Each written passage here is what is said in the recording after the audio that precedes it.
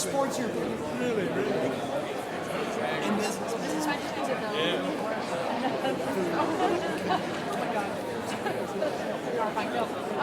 was mom said that she was going to watch as well. And I was like, oh, I see there's like a live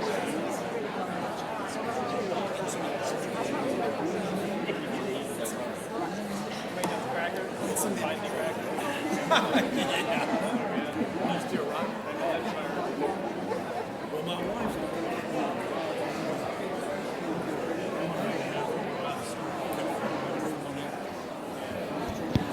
Ladies and gentlemen, if I could get you to come on in, we're going to get started here in a second. There are seats down front. Thank you. There you are.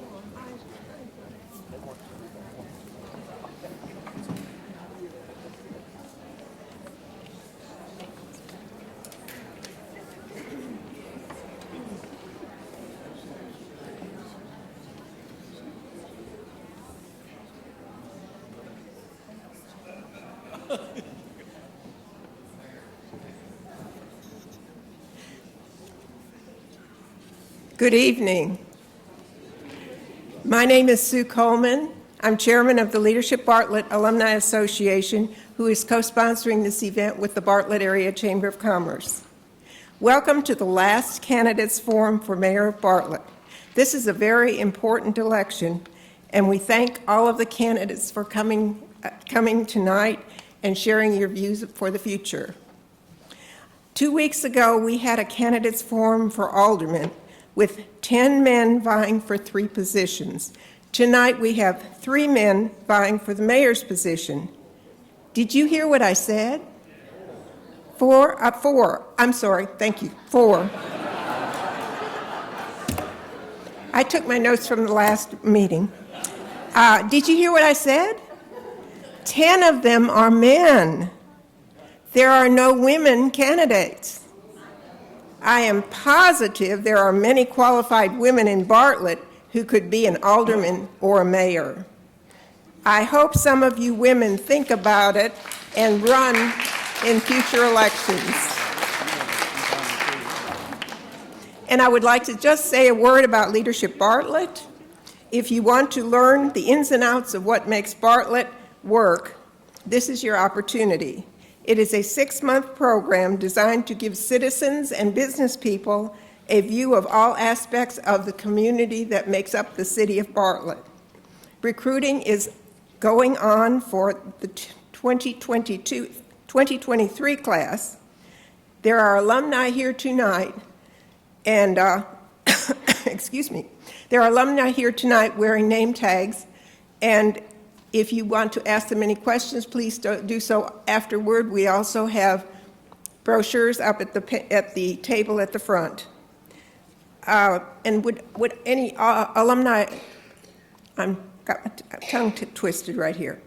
Will any of the alumni that are here tonight please stand?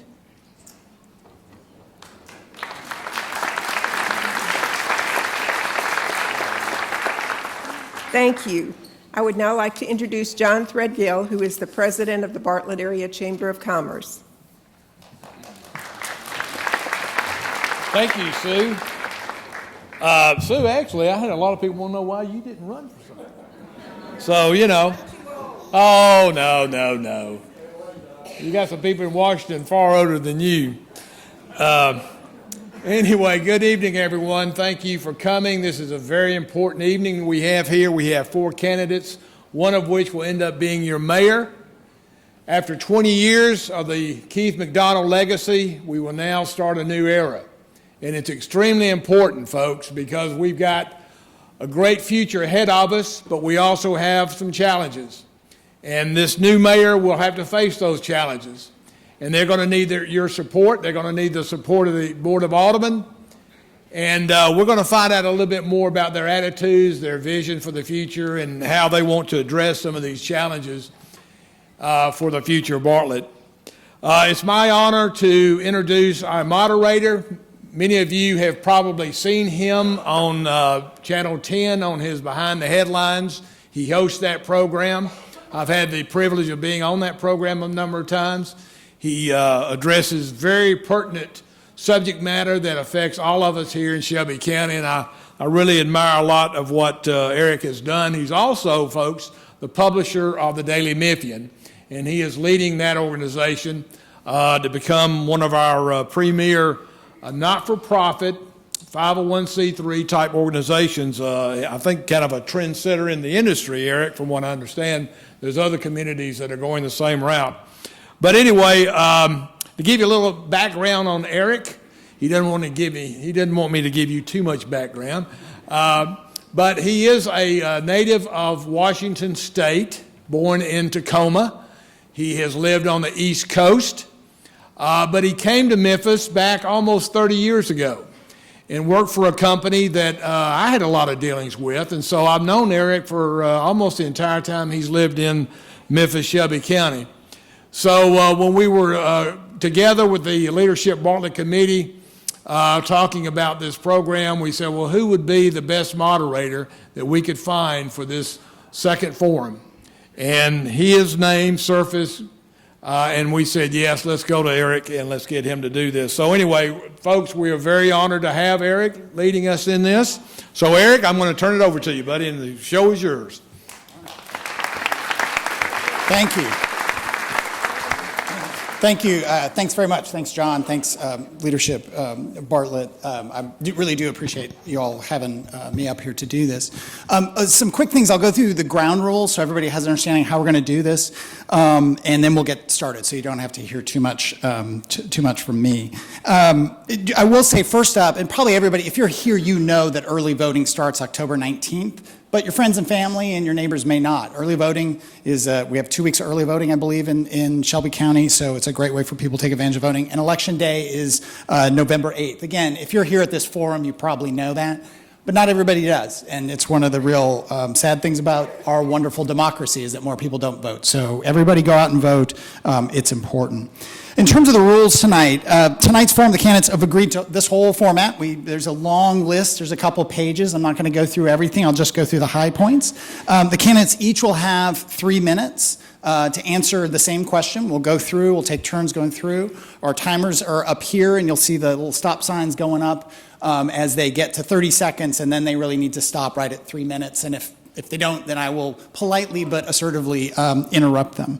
The candidates have notes. In some cases, they're allowed to have notes. That's fine. They don't have little mics. We search them for that. They don't have, I don't think, if you think you're going to give hand signals, I think I can speak for the panel that I can't really see anybody because it's so bright up here. So the hand signals aren't going to work, but if we see you giving hand signals, we're going to come get you. I'm kidding, but please don't. I like this. I've done lots of, quite a few debates over the years and forums over the years, and one rule that they always have is, we want a big crowd, but they can't say anything, which I always thought was so stupid. I mean, come on, you guys are here, you're engaged, but please also be polite, be adults. If you want to clap, that's fine. If you don't like something, okay, but don't be unruly, don't be rude. I think all these people are here for, you assume they're here for the right reasons. And again, you're allowed to express yourselves, but don't cross the line, don't turn it a rally for your candidate. And most importantly, just as we have asked the candidates to let each other speak, please let them speak. Okay, and please let them so you guys can assess and vote the way you think you should. We did get questions on the way in a very secure Oscar-esque kind of lockbox, and I can assure you that only I and Glenn didn't look at them. So I'm the only one who's seen them. There's some really great questions. Because everybody gets 3 minutes tonight, we won't get to all of them, but there's some themes in there, some questions that came up a few times, and I'm going to try to get to as many as I can. And apologies in advance if your question isn't asked. It's just we have too many questions for a relatively short period of time. Lots were drawn earlier. I observed to see who was going to go first, and actually everybody's in the 1, 2, 3, 4 order. Okay, so this will go this way, left to right, and with each question we'll start here and kind of round robin it so it gets fair. I've asked all the candidates, if I screw something up, just tell me. I've done that before in debates, and we'll get it straightened out. I'm going to do very brief bios. I have long bios for all the candidates. Y'all can use some of your 3 minutes if you want to fill in some gaps. I told you all that, but I'll just do very briefly in order here and get my My notes in place. David Parsons has been serving in many leadership roles as alderman for the city of Bartlett. He's been a part of the Bartlett business community for 35 years and has served as president of the Tennessee Home Builders Association. He is a graduate of Bartlett High School and, of course, lives in Bartlett. Kevin, I got my things out of order here. Kevin Quinn was born and raised in the Arkansas Delta, south of Helena. He's lived in Bartlett for 17 years. He was elected to Bartlett Alderman position 6 in 2020 and has served on the numerous boards of various nonprofits. He is a digital media specialist with Pink Palace. Brent Hammonds is a Bartlett police officer for the last 25 years and counting. He has lived in Bartlett since he was a young boy and is a 1988 graduate of Bartlett High School. And again, folks can fill in gaps here. And John Lackey, last but not least, attended Fraser High School. He's a retired Shelby County engineer and Shelby County Reserve Sheriff Deputy and lives here in Bartlett with his family. Okay, so we're going to go to the first question if the timers are ready. Just get my notes. To open up, I wanted to focus on growth. It is, as John was nice, thanks to John for the nice introduction. Bartlett has grown exponentially just in the 20, almost 30 years now that I've lived here, approaching some 60,000 residents. Obviously, that growth from where the exponential growth that was happening has slowed. Growth both in terms of and when I talk about growth, I'm talking about people who live here, people who are moving here, and also what's going on with the business community, the economic development of Bartlett. And for each of you, what I'd ask is, what sort of growth, both in population, residents, but also in terms of businesses, what sort of growth is reasonable, what sort of growth is necessary, and how, as mayor, can you help make that happen? And I'd like to also for you to get into, as we talk about residential, and we'll talk more about business, know that, just preview, we're going to do some more business stories. But when we talk about residential growth, there's obviously been lots of discussion, some would say controversy, around Union Depot and the mixed use and what Bartlett looks like in the next 5 years, 10 years, 20 years in terms of the kind of residential growth that you envision as mayor. And David, you're up first. Well, past several years, there's been exponential increase in housing prices. Back in the day, we'd have 300 or 400 building permits issued a year. The past several years, we haven't exceeded 40, 50, 60 building permits. I think that through that exponential growth, there was a lot of void that was filled in. There's still areas that can be developed. I think there's a housing need, and I think with the Blue Oval coming, that been told that over the next 10 years, there's some 25 or 30,000 houses needed. So I think there's room for Bartlett to still grow. There is a sewer issue in certain parts in the Fletcher Creek Basin. But I just think smart growth, planned growth, that happens in the right areas and the right places will be defined by investors' confidence in the Bartlett market to be able to come in here and build those houses and that there's a market for them. I think our schools have driven our housing market. I think for years in our business, it's always been your home value is only as good as your local schools. Our schools have a part in driving that here. I do think that there's more room to grow, particularly in our business sector, that it seems like that there is plenty of room from the middle up to grow. We seem to have just about every type of hamburger place or chicken place or any other fast food restaurant you can get, and multiple of them here. I'd like to see more quality restaurants here. I'd like to see more places to where we can actually, as citizens, go out and actually buy some of the products that we buy. We can't, our clothing and shoes and so forth, our everyday needs and goods. I'd like to have more choices there. Also, I'd like to see that in many cases, the older parts of Bartlett is being redefined. We have a plan for the Bartlett stations fixed to be unveiled to some of the ideas that we can do there. So I see growth coming back in. We need business to fill in the old areas of Bartlett. I think there's room for growth in the new areas of Bartlett.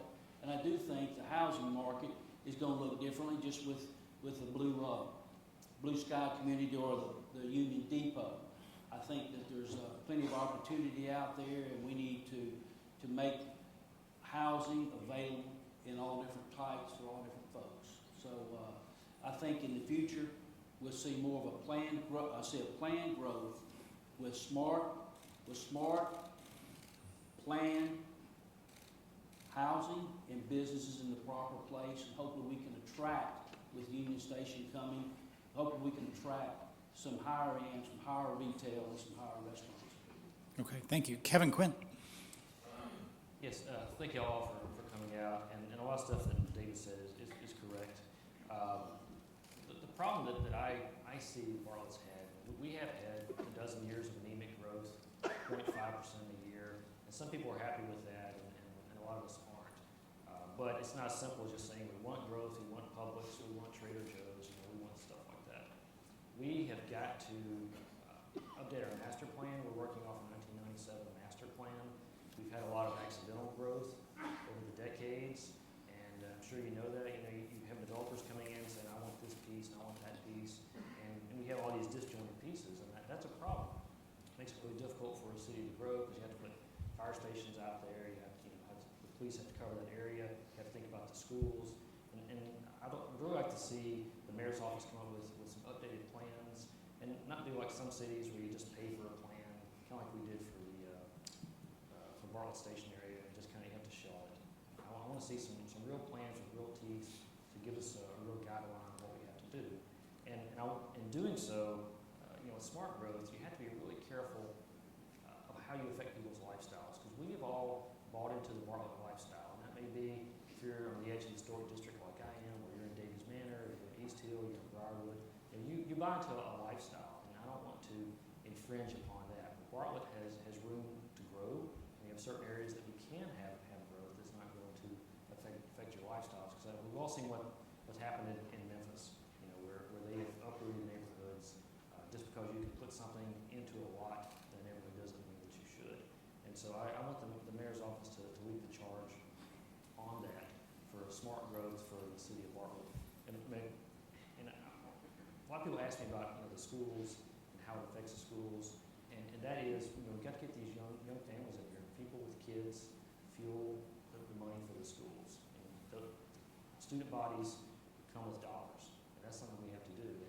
And it makes it really difficult if we're pricing people out of the market, and we're not giving them the housing stock that they need. And Union Depot is going to be good for that, because it's also going to bring some young families in.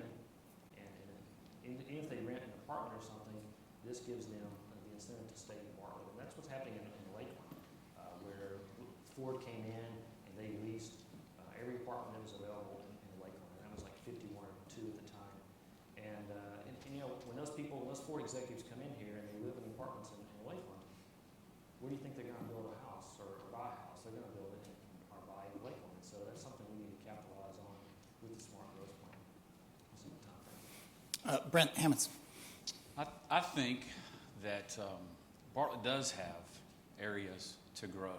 We do have areas in our industrial park to grow. Right now, we're dealing with the sewage issue. We can't grow until that's fixed.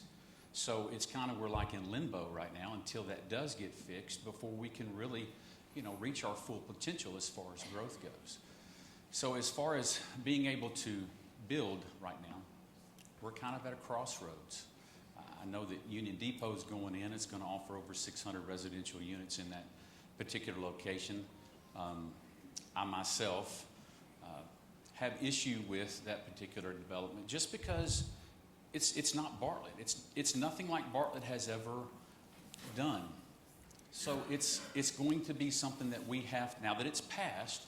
I had no vote as far as a say goes, as far as it being passed. But now that it's here, we got to deal with it. It's being built. You guys see the development going in now. You've seen all the trees that have been torn away, and it's nothing but basically a big open plot of land right now.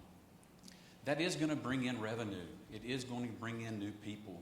It is going to bring in new families. It's going to cause an influx of people to come in. I'm hoping that Blue Oval City has a lot of people 5,800 jobs are supposed to be created through Blue Oval City. I'm hoping that we have an influx of people that are going to come in from the Blue Oval City project that's going on in Stanton, Tennessee.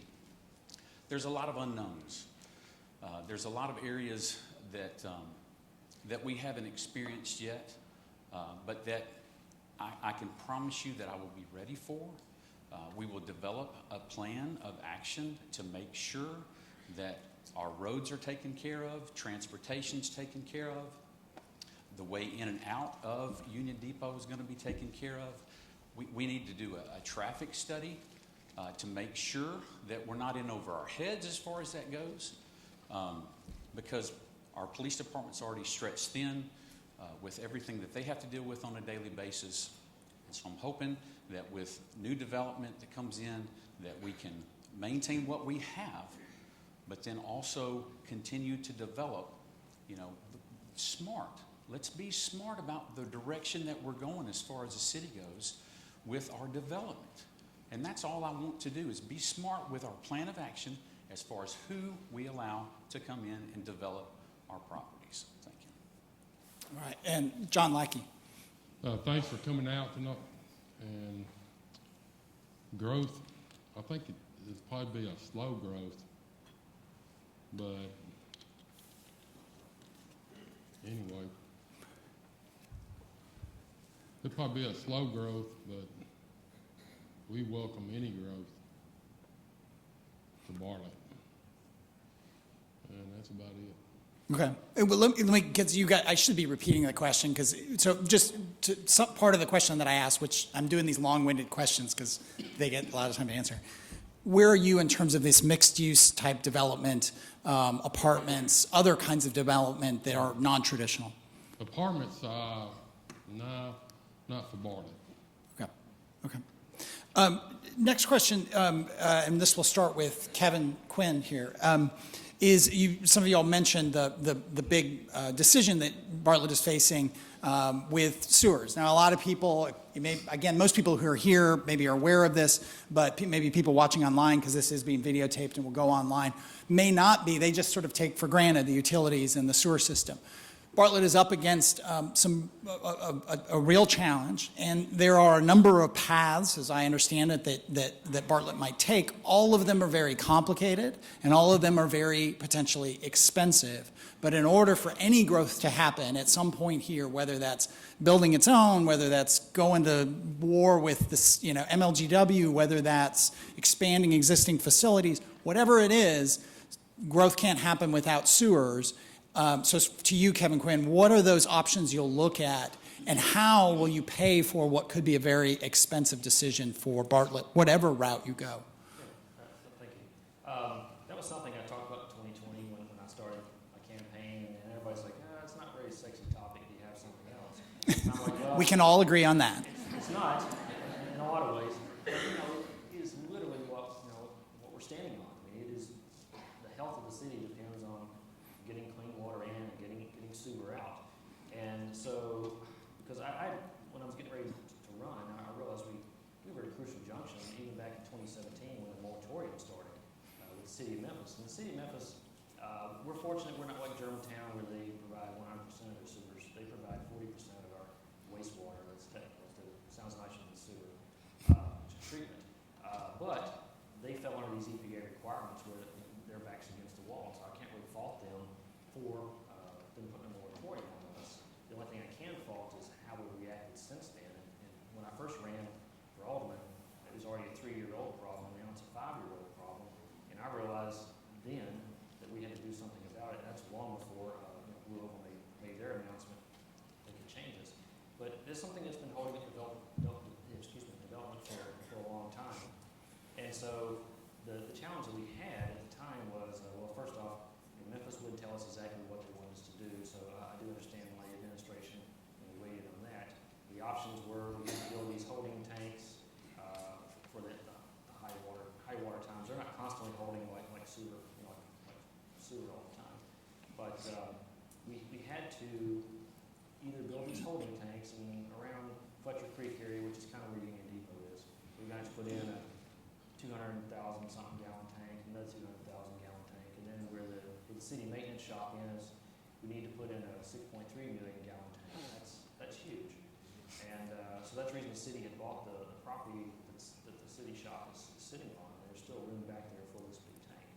So the city was preparing for just in case. So the other option was we could build a third sewer treatment plant, but we'd have to pump everything what we call north of the ridge, because Bartlett doesn't have a ridge in the middle. That's how we came up with this 60-40 sewer thing, where we have two sewer fields up north. So that was the option we had, was, well, do we start building these holding tanks and preparing for the future, or do we come in and build a $100 million sewer plant and pump everything north? And so what the city did was we just kind of stayed in holding pattern. So basically, that's something that the next mayor has to do. We're forced to do something, and Union Depot is allowing us to fulfill one of those tanks to help the Fletcher Creek area. So, in short, that's what the mayor's going to have to grapple with: is how do we do that, and where do we get the money from? Because the state does have some funds available to help us out with that. Okay, to you, Brent Hammonds.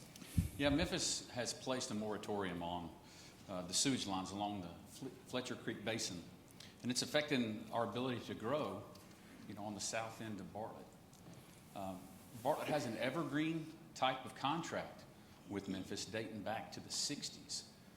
And basically, under that agreement, Memphis provides the sewer service at its treatment plants for about 2/3 of Bartlett. Now, our costs are adjusted about every 2 years for that treatment that basically our wastewater goes through. Grant Homes solves some of those issues with Union Depot by basically electing to pay for 2 of those holding tanks. Like Kevin said, one of them's about 250,000 gallons, one of them's about 265,000 gallons. The third one, I did meet with our engineering department this past week, and they've got some good plans as to where to place that third tank. Eco-friendly, would blend in with the environment, wouldn't stick out like a sore thumb. And so I've spoken again with our engineering department, and I feel confident in the plans that they've set forth with that third tank. Now we just have to figure out a way to pay for it. And in meeting with our finance manager, finance director, we do have some funds available from the city of Bartlett. There are some state funds that are available as well that I believe we can tap into to help pay for that. Thank you. Good. And John Lackey, again, the sewer challenge and how to pay for it. All right, I guess we'll deal with the problem when it comes up. All right. And David Parsons.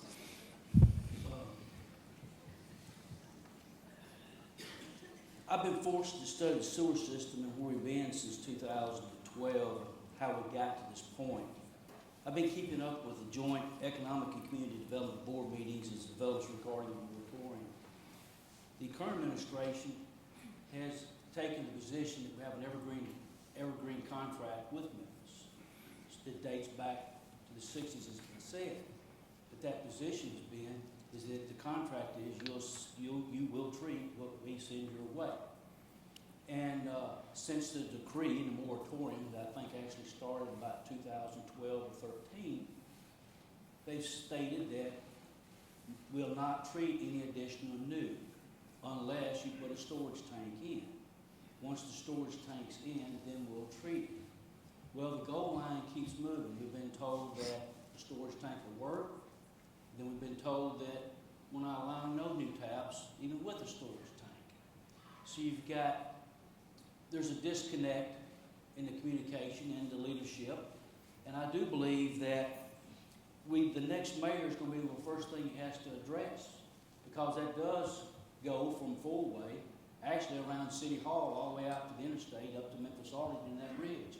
There's quite a bit of an area there that would be a great place to develop residential and commercial. I've talked to many of our folks in the industrial park. It's had a stymied where many of the people who really need to grow, really need to expand. And even when Blue Oval City comes down here, one of the first things they ask is if we build here, can we simply flush a toilet? And the answer is no, we don't know. We're figuring it out at this time. So there's a lot at stake, as everybody's been said. And I'm hopeful as mayor that I can bring a collaborative resolve that allow Bartlett to move forward and prosper. When talking about pumps, storage tanks, regional systems, it gets expensive very quick. And not only looking for a collaborative effort, but an effort to search for every tool, every resource, every study, every grant that's out there and that's available. It's going to take someone with a business experience to be able to pull all those tools together and collaborate with other business leaders in our community to make something work so that we can finally come up with a resolve. I know that this is it's a huge economic impact on Bartlett, and I'm a candidate with a business mindset and years of experience required when talking about negotiating and working in collaboration. Okay. I'm going to stay with utilities. Right now, the Memphis Light, Gas, and Water is in a big negotiation assessment, however you want to frame it, about potentially leaving Tennessee Valley Authority as the provider of electricity to MLGW. Bartlett is a customer of MLGW, but is not, and people in Bartlett, but Bartlett does not have any ownership stake in or any explicit authority over the decision that MLGW or they'll make a decision one way or another, stay or go, as the months progress. I think the first question is to you, Brent. And so my question is, knowing that you don't, if you were elected tomorrow, you have no explicit authority as mayor, what would you try to do without that authority? And there's lots of talk that, as often happens, people are going to go to the state and see if the state will enable the suburbs to have more of a say in what decision is made there. And so the two-part question, what would you do without that authority, and would you want to go and try to get the authority to have a say in what MLGW does about TVA? I think I'll answer your first part of the question first. I believe it's vital as ratepayers for the city of Memphis, living in Bartlett and the surrounding communities. 30 to 35% of ratepayers for MLGW live in suburbs surrounding, Memphis. So I think it's vital that we have a say-so as what goes on with the infrastructure, what goes on with the utilities that are brought forth. I think it's vital that we have a say-so as far as just being involved in the inner workings of the decisions makings as far as what's going on with the utilities. And your first question again was? Would you go to the state, or would you pursue, if you can't convince them to do what you want, would you try to get explicit authority to do what you want? I believe I would, because I think, again, we need to say so as to what's going on with our utilities. We need to look outside the box. We may not want to stay with TVA forever. I know recently, the city all the suburbs have voted to stay with TVA, and we're locking ourselves in. We just want to make sure, like Memphis doesn't lock us into like a 20-year contract that we have to stay with them basically forever, because then they've got a monopoly on it. We really can't shop the utility prices, and that's what we want to do. We want to bring the best utility prices to, the city of Bartlett, because we've all seen the increase. I know my personal utility bill went 100%. Most people are talking like theirs went up 20 or 30%. I would wish mine just went up 20 or 30%. Mine went up 100%. So to lock us into something with MLG&W that may last up to 20 years without having the flexibility to go and search out better utility sources, I think it's vital that we have a say-so in that. To you, John, how would you like Bartlett to handle this the MLGW decision about TVA? Yeah, I think we need to argue about it and try to come up with a better resolution. Do you think that, would you prefer that MLGW stay with TVA?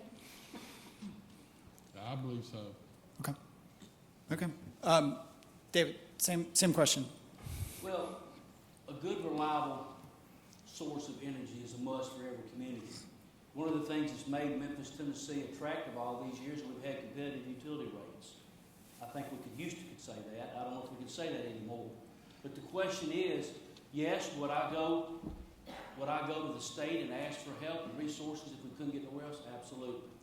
Second question, it's just been 2 or 3 weeks ago, our board voted on a resolution asking for MLG&W to give us a voice on their board and give us a voting seat on the board. We are 30-something% of their makeup of their utility district and we have no voice, no say-so, not even vote on their board, and you want us to participate and be a good neighbor, let's be a good neighbor and let's work together to find a resolve for this. And do you have an opinion at this point whether MLGW should stay with TVA or go somewhere else? You know, I really don't know. I don't have enough facts to make a decision.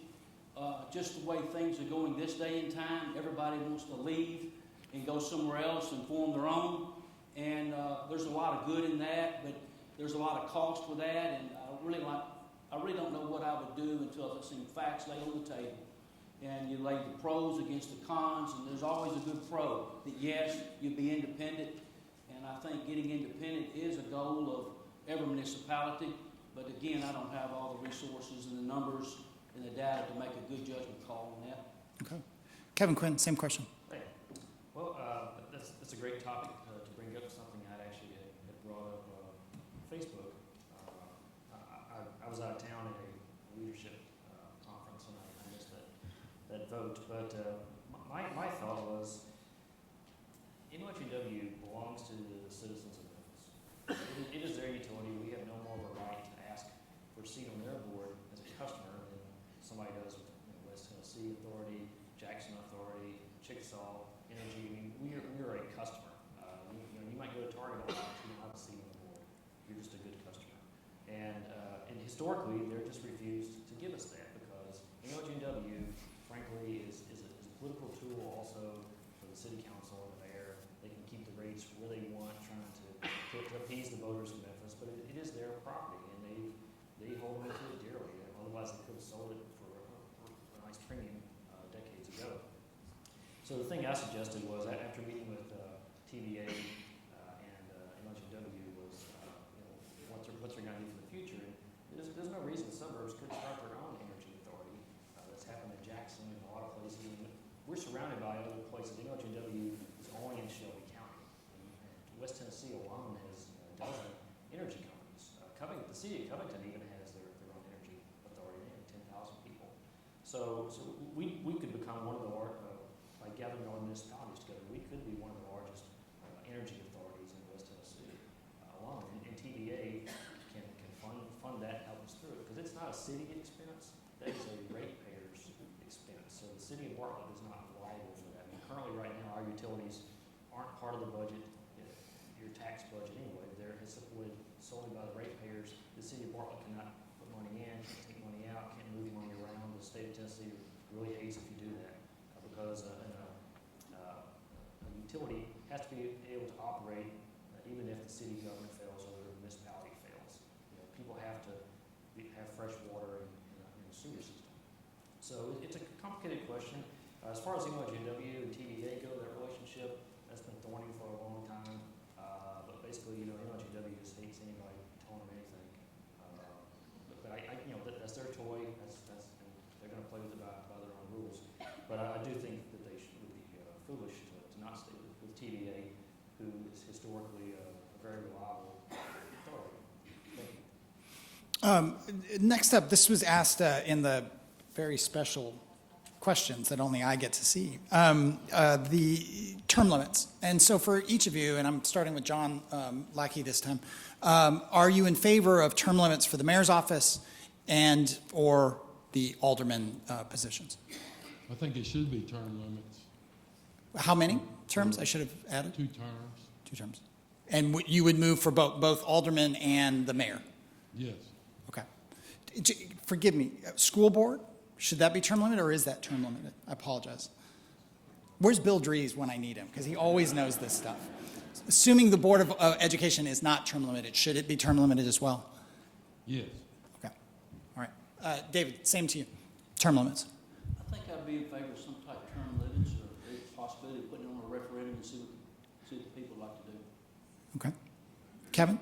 Yes, in fact, that's something I've talked about a lot. If you got my campaign literature, you'll see it's on there, term limits for the board of mayor and alderman. Now, I don't feel comfortable saying we should have term limits for the school board or the judges because I don't want them to feel I'm picking on them. I'm not picking on Mayor McDonald or anybody who else has served on the board of alderman for 20 years, but I just feel that has hindered the growth of the city because it does not inspire younger people. I say younger than 55 people in their 30s and 40s, these kids, to come up and do something. And, you know, that's, our boards and commissions need to be filled with younger people to inspire them to come up into the government. And when you have people thinking that they can hold on to a seat forever or just pass it along to their buddies, then yes, we obviously have to have term limits in the city of Bartlett. And Brent? Absolutely. I feel like we do need to have term limits in the city. I would say, you know, 4's too many, 2's too little. I would like 3. I think 3 term as in any seat, whether it be alderman or mayor. I think 3 would be the magic number that I would vote on. But yeah, it just gets to be to a point to where they just stay in office, and you know, we grow comfortable with, I guess, just being comfortable. We go comfortable with that. We do, though.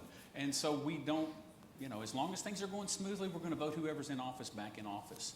Sometimes we got to reach outside the box, though. You know, we need new innovative ideas, new creative ideas. You know, and a lot of times that's not going to be with the same old, same old.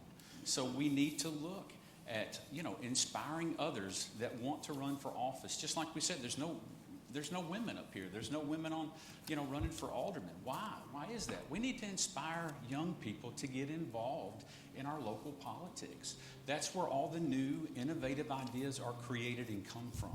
So I would be for, you know, term limits. Okay. Let's stay with, at least in my brain, a somewhat related question. There are some key positions, obviously, that a mayor would hire in any circumstance, but with your longtime CAO, Mark, retiring, that's going to be a big decision. And I think I'm going to you first, right, David? Okay. So the question is, do you have in mind, if not who specifically for CAO, what you're looking for in a CAO for the city? And are you looking to turn over other key positions as mayor?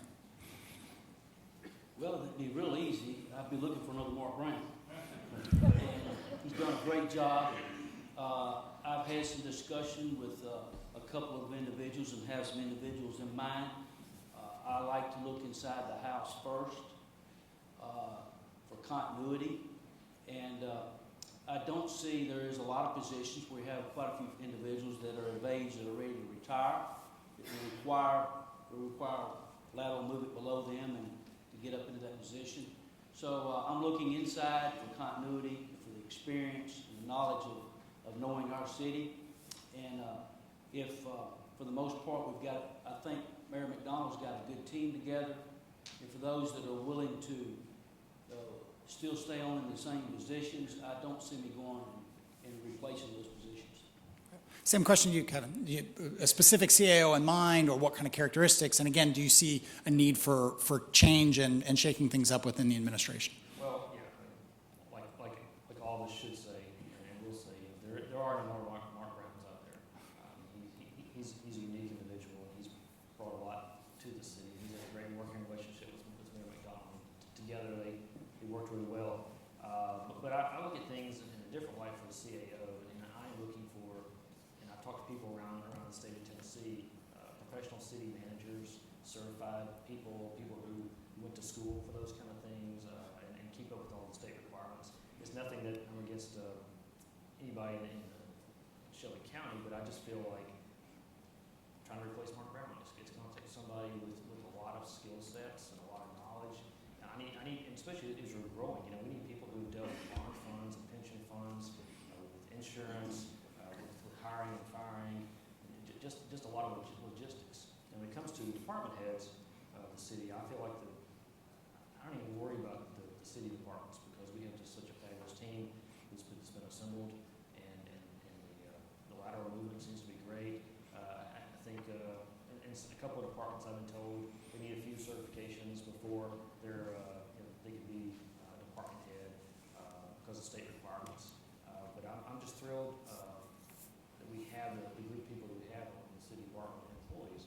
You know, I do get worried a lot every time I see people getting 20-year awards, 25-year awards, 30-year awards. Well, some have retired at 30, but that's a little terrifying. You know, you got all these other things you're thinking about as an alderman, but also as potential mayor. And I'm like, oh my gosh, please don't, you know, God, don't let him retire, or don't let her retire. safe all the time. Guardian angels, right? But they've done such a great job of bringing up people that they recognize as future leaders, and they give them the extra training that they need, and that is something that will help me sleep a little bit at night. So I don't see any changes there. I feel like everything's set very well. Okay. Brent, same question to you. Yeah, I've talked with Mark Brown, and he's assured me that he would stick around a little bit longer than his retirement date just to help us find another Mark Brown. So, I mean, who better to help, bring in his replacement than him? So he's assured, I think he's offered that to each of us, actually, that he would stick around and try to help us find the person that's going to replace him.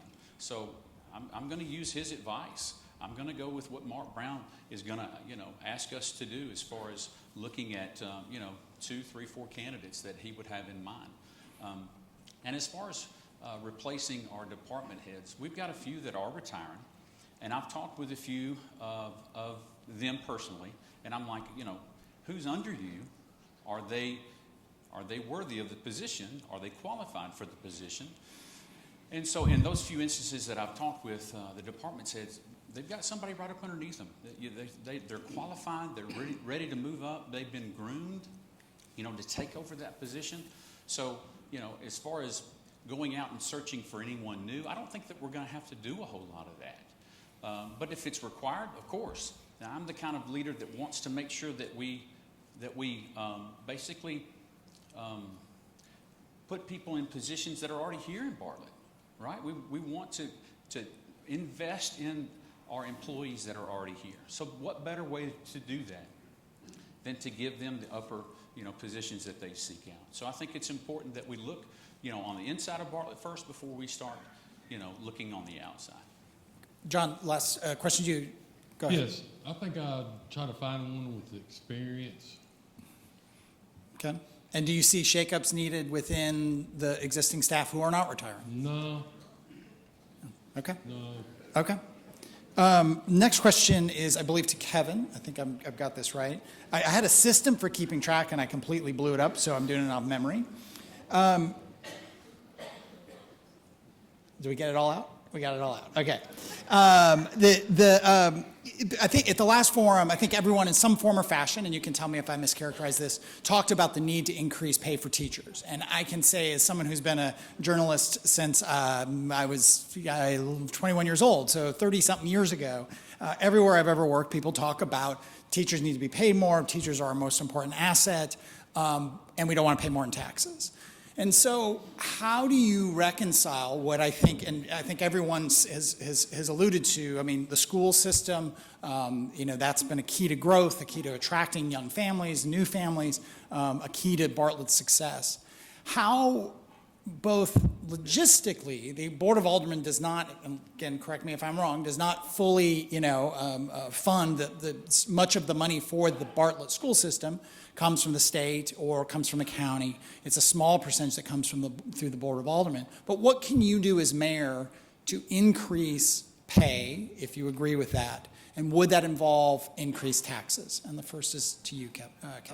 Well, as I say often, because people contact me on Facebook and text a lot about the schools, I'm like, I'm not on the school board, and the school board is their own legislative body. And that's the same thing with the teacher pay. The state of Tennessee sets the base pay, and the school systems go from there. And I'm never one to tell the school systems what they should do. I do believe teachers historically are underpaid for what they do. They've been a blessing to our children. I just can't tell you how much they mean to us. And that's one of the reasons I want to be on the Broadway Education Foundation and raise money for the teachers, teacher grants. Is they spend so much out of pocket, and they can only deduct, I think, 25% of it of what they spend, or get back, in taxes. So we can never do enough for our school system and teachers. But I think as a mayor, it's kind of being somebody who leads the charge on a lot of things. So you can say, hey, I'd like to increase the pay or whatever. Even though this past year that they did increase 5% for all the teachers, and they also worked on the step pay and stuff like that. So I feel like the school system is doing a good job of that, and I never want to speak for them, but I would encourage them to figure out if there's something the city can do to increase the small amounts that we actually contribute toward the schools. step into the MOE, the maintenance of effort, which is where you are bound forever. Once you give them an extra dollar, you forever have to give them that extra dollar. And I think so. The city gives them what in kind, mowing the grass and fixing the ball fields and things like that. So sorry if I kind of went to a rabbit hole about that, but yes, I would like to help the city school system in higher ways that they ask us to. We can increase pay for teachers. To you, Brett. Yeah, I mean, whatever we can do to help increase the pay for our teachers. I work in the school system now as a school officer, and so I hear the concerns of the teachers as far as their pay goes. I see them giving of their own money, to cover a lot of their expenses for their individual classrooms. And, it's always what can you do to help? And that's what kind of mayor I am, or what kind of mayor I want to be. Whatever we can do to help teachers, I'm all about it. I'm all for it.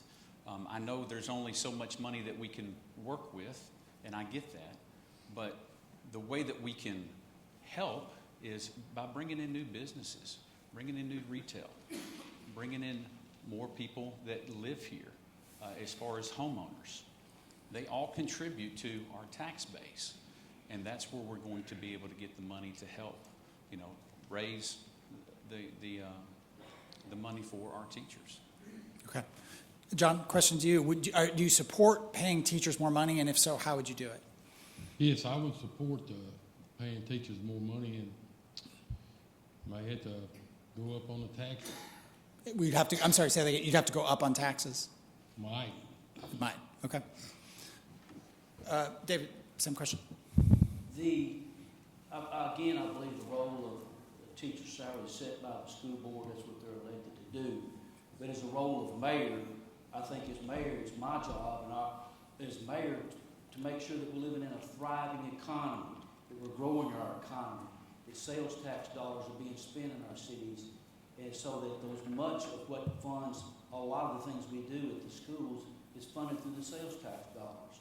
So as the role as mayor, make sure that our schools are safe, make sure that businesses are thriving, people are moving here, their streets are clean so that they want to continue to move and prosper, and the school's role is to make sure they get a good education and take care of educating those kids so those kids come out and be productive citizens. But as mayor, make sure our economy is growing, make sure that the city is thriving, and sales tax dollars and property tax dollars are coming in. Okay. I'll state, this is partly based off a question that came pre-typed, by the way, A+. We pre-typed it. I can totally read it, and I really appreciate that, so thank you. There were a couple people who did that. That was good. A question about pay for city employees, or Bartlett city employees. So that is within the control of the mayor and the board of aldermen. And this perhaps awkwardly goes to Brent first, I believe, but anyone who runs a business, I mean, I'm known as kind of an editor and hosting a show, but I also run a small business. It is really hard to hire as we come off COVID. It was hard before COVID. It's harder after COVID. In some key positions around firefighters, around police, around other positions, it's extremely hard to hire in some communities. Is there a need for increases in pay, fully acknowledging the awkwardness that this felt to you first, among Bartlett city employees? And if you do say yes, how would you pay for it? Well, I can tell you, first and foremost, I've met with the director of finance, and we've gone through some of those numbers. We've just recently been able to drop, the top out for our police officers from 9 years all the way down to 5. So we're making steps there, to try to maintain or retain the officers that we hire. Fire department pay was increased just recently, plus they received a bonus. City truck drivers, they received a significant pay raise. There's a new pay scale for our mechanics.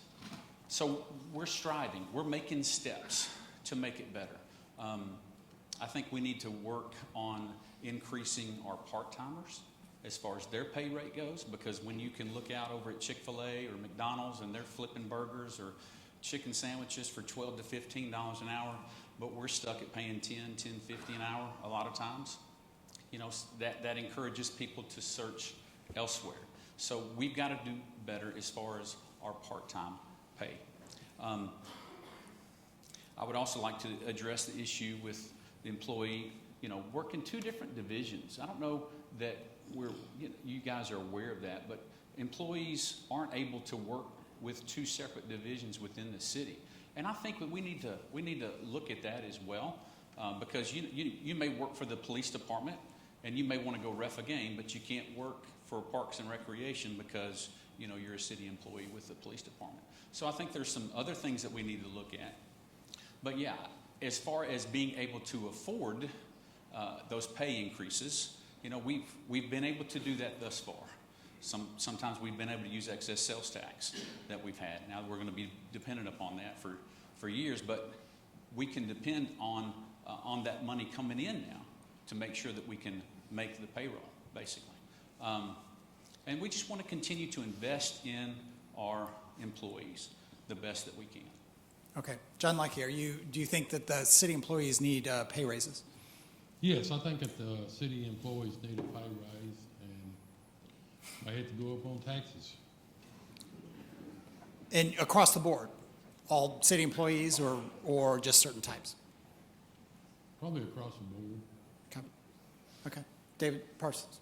Well, we must attract the brightest and the best. We've got to obtain and keep the brightest and the best.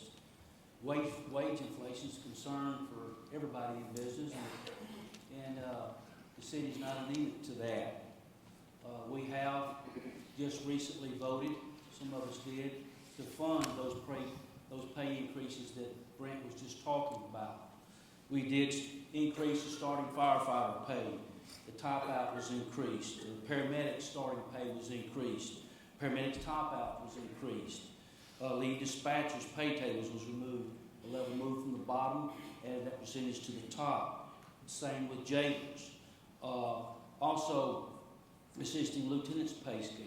Patrolmen, the whole class, like Brent said, it's been moved from 8 years down to 5 years. I was on the job about a year ago, and I had a city employee pull up, a supervisor with a young man with him. They pulled up to begin to dig a water meter here, and the supervisor said, "David, you see this guy digging this water meter?" I said, "Yes, sir." He said, "He'll be here about 3 more weeks, and he'll be gone." I said, "Really?" He said, "Yes." He says, "We're paying him $12 an hour. He can go to Lakeland and do the same thing, make $15 an hour." It is a concern. That story got relayed up, and that's one of the reasons we started to address that. That's not a one-time fix. That's going to be an ongoing deal, because you raise the $12 guy to $15 an hour. Guess what? The $15 guy wants $18, and guess what? The $18 guy wants $24. So this can get out of that. Can be a huge number. Not only that, we gave the employees a 4% raise last year, which has been a long time since you've seen a 4% raise.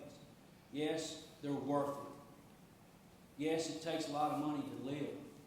But we as a city have to operate on a budget, and just looking at where these salaries are in the private sector makes it even harder and harder for us to track the best and the brightest. So I think in the first days in office, we're going to have to continue to look at ways adjusting our career ladder, our starting salaries, because a lot of those starting salaries have to be moved up to even get into the ball game and to attract the right people and the brightest and the best in there. We just do not. It just don't happen by happens chance. Everybody deserves a better wage. We just got to figure out a way. Now, what we just did in this past budget out here has about almost $2 million in recurring expenses that we didn't have in the budget year before last that we will have. So when you increase all those pay tables, it goes on and on and on. All right. And Kevin. Yes, that was something I campaigned on again in 2020 with pay parity. A lot of police officers had told me that we were the lowest paid next to Millington and Shelby County, which is pretty shocking. They could just leave Bartlett and walk over to the sheriff's department and make an extra $5,000 at the time. And now we have Memphis throwing $15,000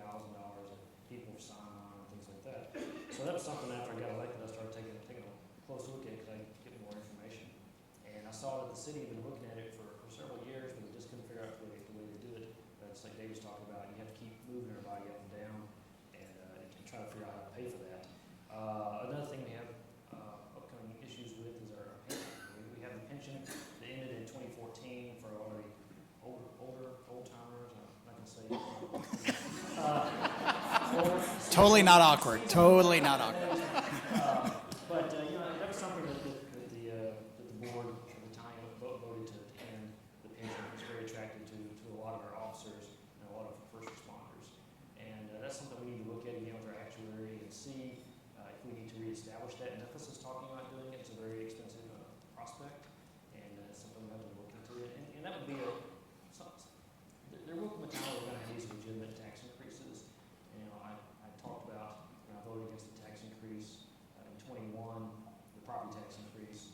I still voted to fund everything because we had $110 million extra dollars in sales tax at the time, and we needed about $1 million for the pay for the employees. So I was all for doing that. I just wasn't for the property tax increase at the time because we were just coming out of COVID, and some people had, and some of you sitting out here, your property tax has maybe increased up to $1,000. I've heard plenty of people like that. So that is something we are going to have to look at, or the next mayor's going to have to look at with the board of aldermen. We need to sit down together and start hashing out these numbers, because everything we have to do has to be reflected for 10 or 20 years. We can't just keep solving problems a year at a time, because we never. You need to know where you're going to end up before you start planning for the future. That's something that I want to do as far as the pay and other things. Okay. Another A-plus question typed. Remember, okay, this doesn't happen very much in Bartlett, so just remember, 4 years from now, type these up. We love this. These moderators, we stick together. It's a question about transparency, and so even, the kinds of decisions we're talking about here, about smart development, about the sewer decision, about raises for employees. How do you operate? How would you operate as mayor of Bartlett while being transparent about your decision-making, about who you're talking to, about what drives your decisions, but also knowing that some things have to be done with a certain amount of privacy? So how do you balance transparency with accountability to the public? And first up is you, John. I think I'm going to pass on that question. Okay. David? My administration will be an open administration, open door administration. I think there are ways that we can improve transparency by just meetings that aren't out there that haven't been there in years. We did have the Bartlett channel that was on Comcast. Maybe we can't get anymore. The mayor did a monthly update on what things was going. There's all kind of ways that with social media now that we could be. People seem to want us to find information on social media rather than going to our city website looking for it. I want the citizens to have what they want. I want them to be engaged. I want them to be informed. There's nothing that's done behind closed doors that would prohibit you from knowing what we're trying to do and how we're trying to run your city. So I'd have an open door policy just like the current mayor has. And look for new creative ways, a way to communicate and get feedback, maybe if it's on your water bill, or keeping updating some of our social media practices and so forth. Okay. Kevin? John, and transparency is something, once again, talked about 2020 and forever in this campaign. Anybody that's familiar with me on Facebook, you know I'm very transparent, and I even put one of my brain tests out there for everybody to see how I thought of something I did in the leadership development program in Nashville. So everybody knows exactly how I think. It's all charted on there. I feel like I'm very transparent, and there are some other things that we can't discuss in the public, ongoing litigation, private information with employees or something like that. But when I first started doing stuff on Facebook, as far as public meetings or whatever, I wasn't sure how people were going to take it, and so I had a lot of stuff on there, and my wife actually said, well, first off, separate its paragraphs. And so that's why if you see my stuff always says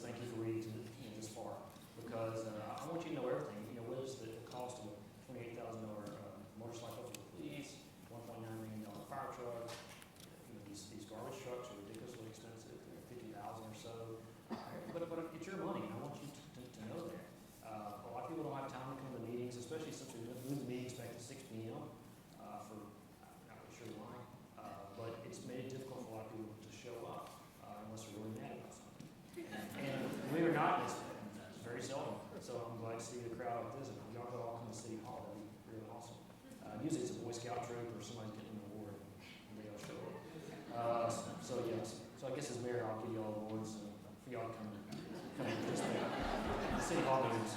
Because we have 365 days a year we can name after some of y'all. But, constantly, not nine folks. Anyway, I think it could be more transparent as much as I love the city website stuff. It's hard to get stuff on the website. If you've ever done website management, it's hard to keep up with that. We have stuff on there, some night out stuff from 2016 and 2018. You know, but it's a huge website. It's hard to keep up with that. Water bills, I don't think we ever open ours because we're on auto pay unless I want to look at something. And social media, for better or for worse, that's the way people are communicating. No matter what age you are, you're likely on Facebook or TikTok or something like that. And so I feel like there's numerous ways that we can reach the public and make everybody feel engaged, because that's my goal, is for everybody to feel like you have a buy-in with the city of Bartlett. Whether you're interested in it or not, I'm going to put it out there and you're free to look at it and participate or not. But I just want you to know that information is right there in the palm of your hand while you're sitting on the toilet or whatever. Yeah. Isn't I just put the sign up, please? Just put this. I answer people's comments all the time, so I can do that. I'm so glad this is taped. I'm just. How do you follow that? No, and you know the reason why they moved it back to 6 o'clock is because the average age up there is what? They got to go to bed. I'm sorry. I apologize. Sorry. No, but honestly, yeah, I would be for transparency. I know my wife and I, we went on one of the websites at one point in time looking for some information from the city of Bartlett, and I believe the last time it was updated was 2018. So, we've got to do better about, making sure our Facebook pages are up to date, making sure our city website's up to date. So just the general public can know what's going on. I've talked about, us having town hall meetings. I think that would be a vital way to be able to connect with our community. Just sitting and, again, just talking about what's going on in your individual neighborhoods. What are you concerned about? What's going on, with your neighborhood? Or perhaps, there's, something that we're not aware of. As a police officer, I know, we go into situations all the time that, there's been something going on with a neighbor for years that's never been dealt with, and perhaps we can step in, and help out somehow, some way, So I believe in transparency. I want to be a transparent mayor. I want you guys to know what's going on within City Hall, and whatever I can do to give you that information, I want to be able to do that. Okay. No, that's all right. That's all right. All done. That was it. Okay. We alluded to this some with talking about TVA and MLGW and the sewer situation, but that as mayor, Keith McDonald certainly worked with the other suburban mayors. He worked with, city mayor, with county commission. I mean, so I'm curious, and I'm starting with you, David. Your notion of going into this job, do you view the communities around here as friends, as adversaries, as competitors? And what sort of relationship would you pursue with City of Memphis, and the county mayor and county commission? Well, very good friends and had long relationships with Ed Haley in Billington, and been known Mike Wisman for a long time in Arlington, and the new mayor in Lakeland. I've got good relationships with all those around here. And the question was on the city and the county mayor, how would I pursue? Yeah. Just pursue those. Well, we all, regardless of what our positions are, we all live in the same county, and hopefully when Memphis wins, Bartlett wins. When Bartlett wins, Memphis wins. And I think looking for collaborative ways that we can find solutions and working together on what we can find common ground on is a key ingredient and is a good start to begin a relationship on. Okay. Kevin. Yes. Okay. Well, like David said, it's very important to work with the other mayors. You spend a lot of time in Nashville, you realize that people in Middle and East Tennessee, that they don't look at you as Bartlett versus Memphis. They just look at you as Shelby County, West Tennessee. They just move on. So we are, in this same little community we're all together, whether we like it or not. But I have a monthly lunch with some people in Arlington and Lakeland, some city officials there, not enough to break any sunshine laws, but just one of each. And we can talk about things that's going on in our cities and how we can help each other. Ideas we have, it may not work for Lakeland, but it works for Bartlett, it works for Arlington. And I'm all for Lakeland and Arlington being successful. I'm jealous of a lot of their stuff, honestly. But they have different lifestyles, different dynamics, they have different demographics than what we have, and so that's going to play into the way we all work together. But people in Lakeland come shop in Bartlett, and people in Bartlett like to go to Lakeland, and I go to Cracker Barrel out there and eat. It's a great place. But even the Lake District's going to be very nice, especially if you live in Davies and stuff. It's just right there. So a lot of them do spend time in Lakeland. So I believe the mayors all need to work together, kind of like what I talked about with the energy authority and things like that, or just how we're going to. I don't want to be adversarial with Memphis because they have their own unique set of problems. They're 10 times our size and have 50 times our problems. But there are times we have to work with them, and times that we don't, because I want to work for the people of Bartlett like I am right now, and so people of Bartlett always come first. And if we can do that with the cooperation of other people, that's fine. If it's going to take stepping out, then that's fine too. Whatever it takes, I'm willing to do. So, but there are some good mayors. I would say some had a few issues with some, just because I didn't agree with what they're doing because it was affecting the city of Bartlett. But I can always work with everybody as long as you're working for the people of Bartlett. Thank you. Brent? I think it's vital that we do. We work together because we are, we do all live in and around the area. I'm good friends with Mike Wisman. Went to high school with him, and that's a prime example of a civil servant who's now a mayor. He's a full-time fire personnel out there in Arlington. So being able to work with and collaborate with our fellow mayors, I think it's very important. With Memphis, I think right now, they've kind of got their heels dug in, and Bartlett's kind of got their heels dug in as far as the sewage issue. So I think we need to sit down, with Mayor Strickland and come to an agreement that we both can, walk away from the table and feel happy that we represented the city of Bartlett well, and he feels like, he's represented the city of Memphis well. So I just think it's vital that we work together, because we are all in this community together. And again, if Lakeland's successful, if Arlington's successful, Bartlett we get nibbles of that, people coming through, traveling through, stopping into Bartlett all the time. So we want to work together, with our fellow mayors. Okay. And John, how would you work with other regional leaders? Yes, I think it's important to be friends with them and get things done. Okay. We'll go on. Next question goes to Kevin, I believe. I think I have that right. And a number of questions around, we talked a lot at the top about growth and new businesses and bringing businesses in. There were questions about what can be done about, and we're not naming names or pointing fingers, you guys can, but I'm certainly not going to, about maybe older, maybe more dilapidated kind of buildings, things that aren't up to the standards that clearly everyone here has for the city you all want to represent. What do you do about that? A business that's run down, a home that's run down. What is the appropriate role of the city of Bartlett to address those areas that maybe not are fully blighted or something like that, but just aren't up to the standards you want? Well, I do know that sometimes people just get a bind and they need assistance. That's the reason the city has the family assistance program, which is a great thing to help some people. A lot of neighbors help people, but sometimes code enforcement does have to step in.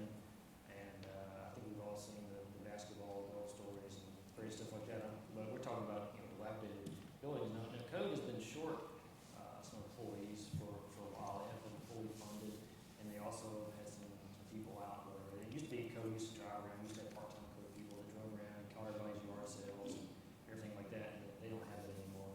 But there are some places in Bartlett that, frankly, I can't believe I'm in Bartlett. And it's parts of town that I live in the historic district, Bartlett Station area. There are vehicles all around buildings, flat tires. It's just terrible. And that's something we're going to have to crack down on because it's affecting the quality of life of the people of Bartlett. And so that's what I'd like to see more fully funded code department where we can get these genuine violations that affect the lifestyle of the city. Brent? Yeah, I've, been around Bartlett for a long time, driven the streets for a long time. So I've seen a lot of the, the retail establishments that have gone unkept. And it's concerning. I mean, I know we have, one right there at 6600 Stage Road. It was old Eichelberry's. It used to be a Piggly Wiggly's. It's been sitting vacant now for probably 15 years. And I'm just like, that is just an awesome retail space that's just doing nothing for Bartlett. What can we do to try to get the owner of that establishment to do something with that property, revitalize it, lease it, sell it? Let's do something with it. I've thought about, perhaps enforcing a storefront vacancy tax for these companies that just sit there and they sit there and they sit there, and you drive by it year after year and you're scratching your head like, what is going on with this property? Why can we not get anybody in there? So we have to do something as a city to spur something to happen with those buildings. I think a storefront vacancy tax is something worth looking into to where we can start, trying to initiate something for them to do something with that building. Doing something as far as upkeep, remodeling, whatever it takes, but get something going so Bartlett can benefit from that business being there. It does us no good to just drive by it, seeing vacant every day. It's a blight on our community. It's a blight on our city, and it needs to be rectified.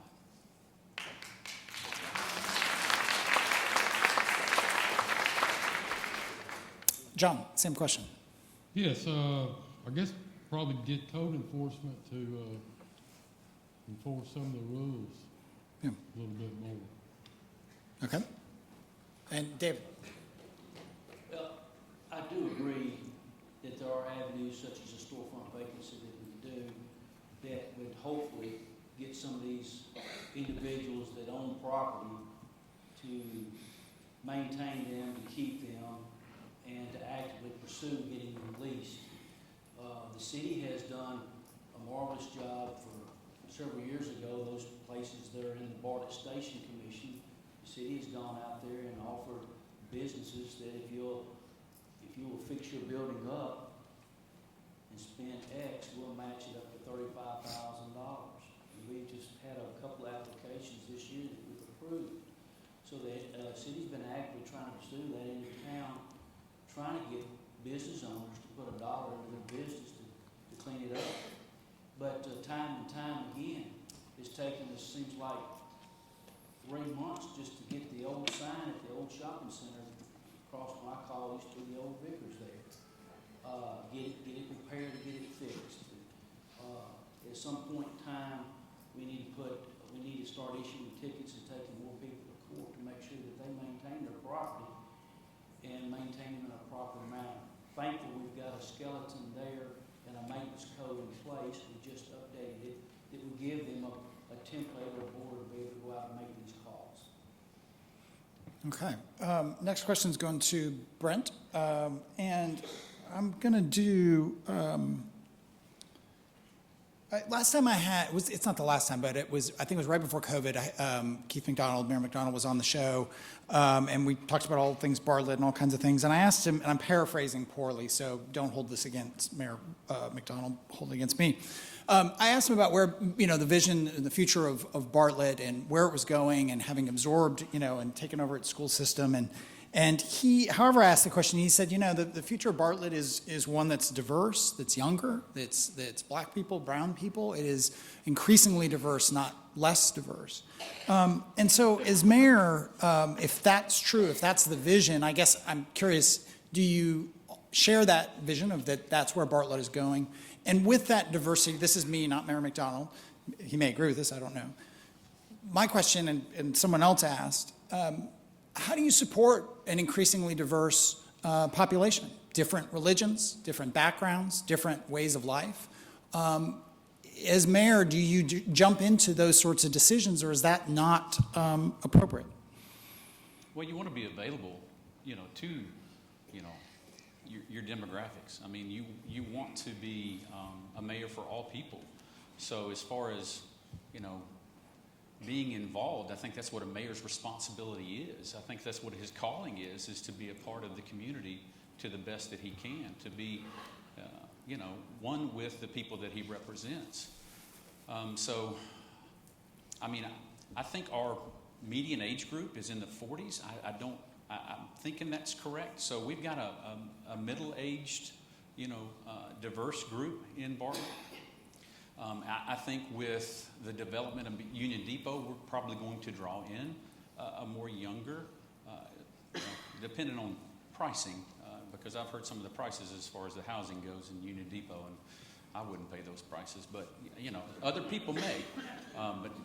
So I think it's going to draw in a different demographic as far as age group. It's going to draw in a younger, person, a younger family. So I would like to say that I'm going to be a mayor for all people. Okay. I want to draw in a younger crowd. I think we need younger people in Bartlett. I think we need to reach out for new developments that will draw in younger people. I don't want any more apartments. I think we have enough apartment complexes in Bartlett.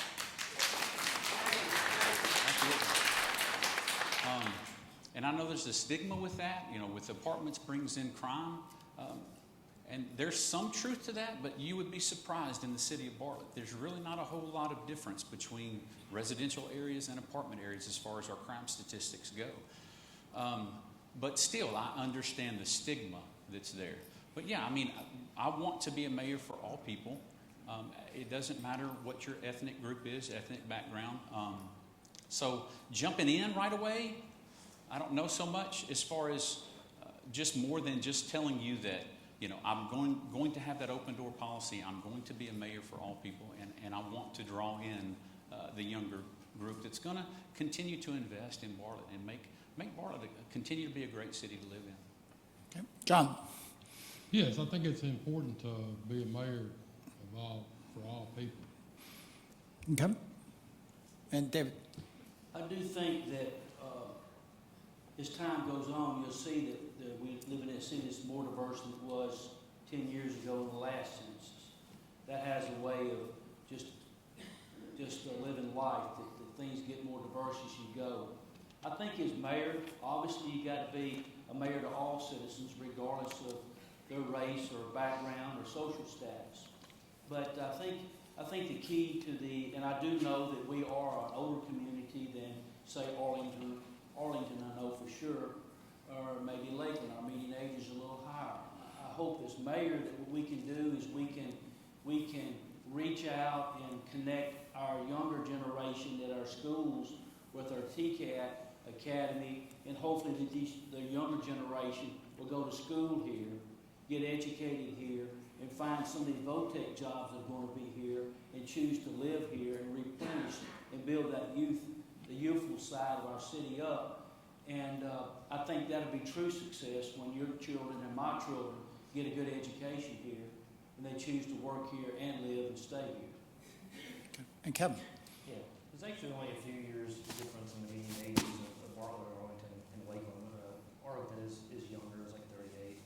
We're about 40. It was in the 50s when I moved here. So we do have that change. But part of the problem is that a lot of older people, when you want to downsize, you have to leave Bartlett. So that's kind of clearing out the older end of the demographics anyway.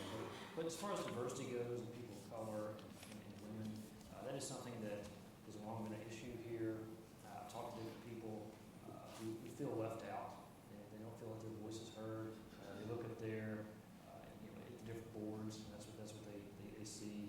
I know it's weird as a 55-year-old white guy saying that, but it's something that we do, that I do wrestle with. And so this past year, I did try to get people of color and women to run for different positions, or at least encourage them to run in the future. And also, I think as mayor,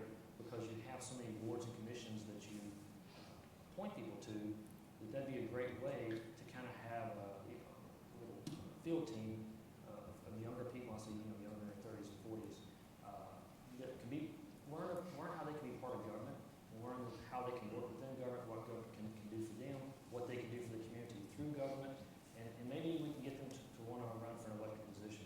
Because, running for an elected position is the worst job interview ever. It's so hard to do them, and I love talking to people. It's a lot of work, and I can see why some people say, I don't want to do that. It's expensive. It's very time consuming. My family, but we need to encourage other people to be part of the process in Bartlett, and I see the boards and commissions as a good way to get people started in that, and maybe we can work them up into elected positions. Whether that's the board of Mayoral or the school board or the judges. Thank you. Okay.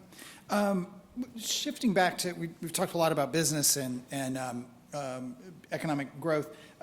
Last November, Bartlett's Industrial Development Board granted its first TIF. It's a tax increment financing something. And as mayor, would you want to pursue more TIFs? Do you view those as an economic drain? Do you view them as a tax giveaway, or are they an important, underutilized means of adding, attracting, and expanding businesses here? And I believe the first question is to John. Yes, I think I would probably have to do that. Okay. Yes, I do. That's what a TIF was created for, is promote redevelopment, infrastructure, and other community projects based on the property tax increment that it was designed in that district. One of the reasons that a TIF was given versus a pilot in the Union Station depots because our Industrial Development Board didn't have the authority to give a pilot in a residential setting. But if we look around the county, I think there's been some 14 to 16 TIFs given from Overland Park, downtown, Millington, all Lakeland have availed themselves of TIFs. I'm told that maybe Collierville may be looking at one to do a parking garage. So TIFs was created to do that, and particularly some of these areas that does need some injection of redevelopment. I think TIF is a great tool. It's a way that, in our case, it's zero debt on our books, and still produce some revenue and taxes. I'm going to break there a little bit. Do you support use of pilots in Bartlett to spur economic growth? Yes, I do. Okay. Kevin, same questions. Well, I'll say that pilots have been kind of 50-50. The city of Memphis and Shelby County have done a lot more than that. I'm not really sure how, that is definitely case-by-case basis, because historically in Shelby County, a lot of companies have failed before they fulfill their obligations. So you just lost a lot of tax money over the years. I think Electrolux is probably one of the biggest failures on the pilot program. But Memphis and Shelby County are not giving up. They're still sling some of those out there. A TIF is a unique tool. It's been very successful wherever it's been used, because it doesn't burden taxpayers. The money still goes to pay for schools and the debt obligations and certain things like that. It also pays for the infrastructure of that area. Union Depot is paying for itself, but the city is also going to utilize some of the things that they are paying for, whether it's the streets and the wastewater storage and some stuff like that. So TIFs can be very useful. Millington has a large one going on, and Lakeland has several going on. But it is definitely a case-by-case basis. I don't know if we want to get into TIF quite like Lakeland got into with the Lake District and some stuff like that, just because of the project. But I think it's something we need to explore for the future. It's getting more difficult to develop things the way they need to be developed. Historically, developers would just come into Bartlett and they grab a piece here and grab a piece there and did those things. This also allows us to have more control over a project as a city, because we still have control of the depot. Things have been approved. They're still under the purview of engineering and code and stuff like that. In fact, they're adding extra drainage and stuff like where water had been coming into Kirby Lakes and Briarwood for decades. And some people just have dirt and monkey grass in their backyard because of the drainage from the children's home. So there are a lot of things that we can control through TIFs. And so I think on a limited basis is something we should explore.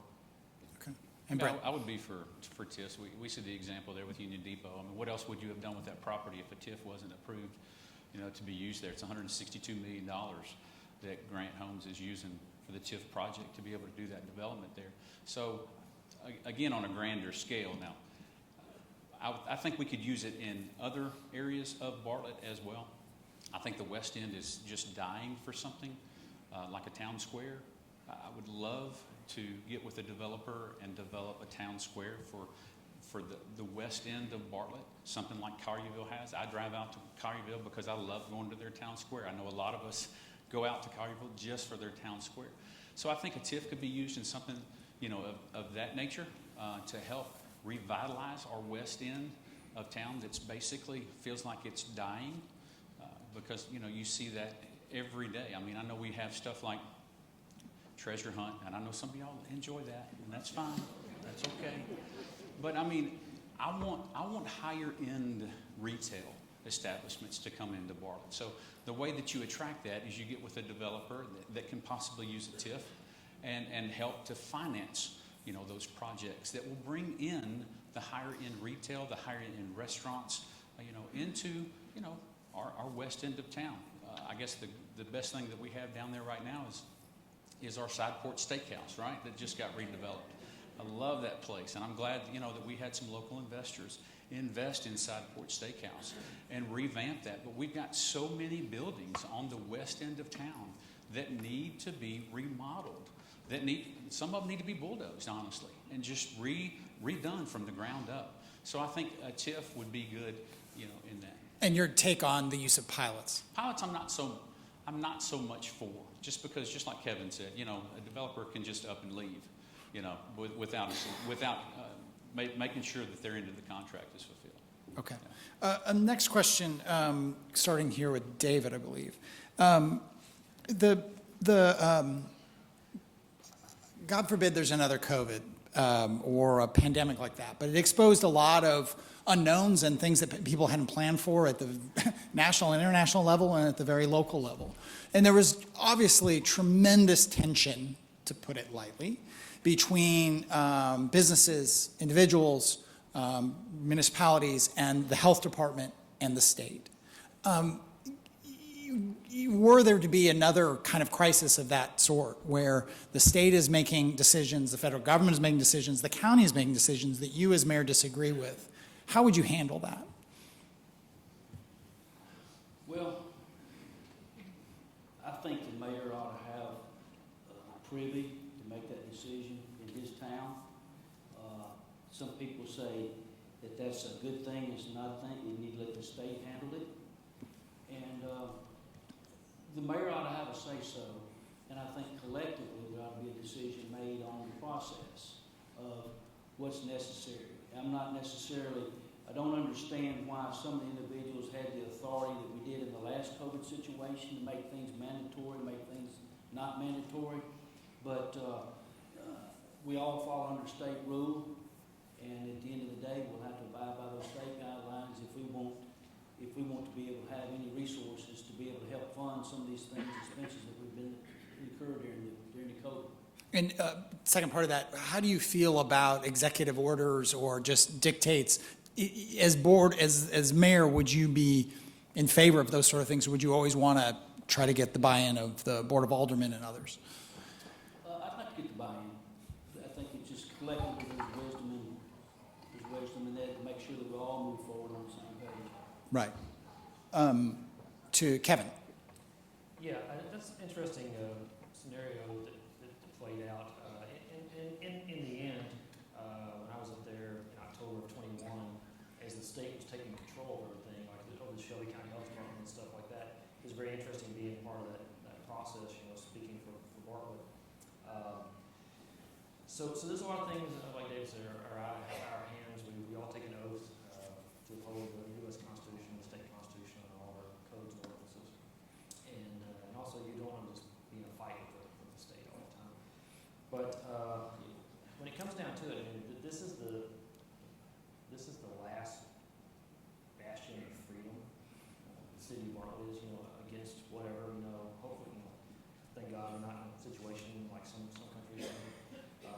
But it's it's very important for the mayor to use his power wisely and how he can legally. The COVID situation, I will say, those executive orders, I know they angered some people.